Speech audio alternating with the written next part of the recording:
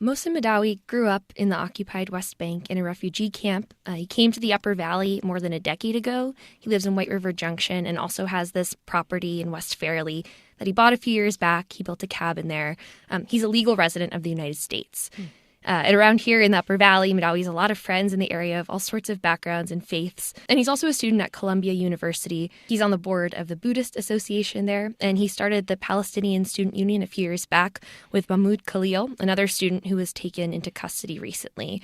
Mahdawi actually stepped back from his activism at Columbia last year, in part because he was afraid it would hurt his prospects for citizenship here. On Monday, Mahdawi was in Colchester for what he was told would be an interview for that citizenship process, and a bunch of his friends accompanied him and were standing by in the chance that the appointment was actually going to turn into arrest, though they were still holding out some hope that it would be an interview.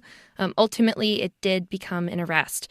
Mahdawi was escorted out of the building in handcuffs. He's now being held at the Northwest State Correctional Facility in St. Albans. Now, the New York Times obtained a memo laying out the Trump administration's justification for detaining Mahdawi, which it says is because the protesting he's done at Columbia could, quote, potentially undermine the peace process in the Middle East.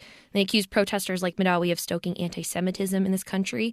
But everyone I spoke to here in Vermont says that Mahdawi was not anti-Semitic at all. In fact, he was deeply concerned with reaching out to Jewish people and talking to them and building bridges, calling out anti-Semitism when he saw it. A deeply peaceful person.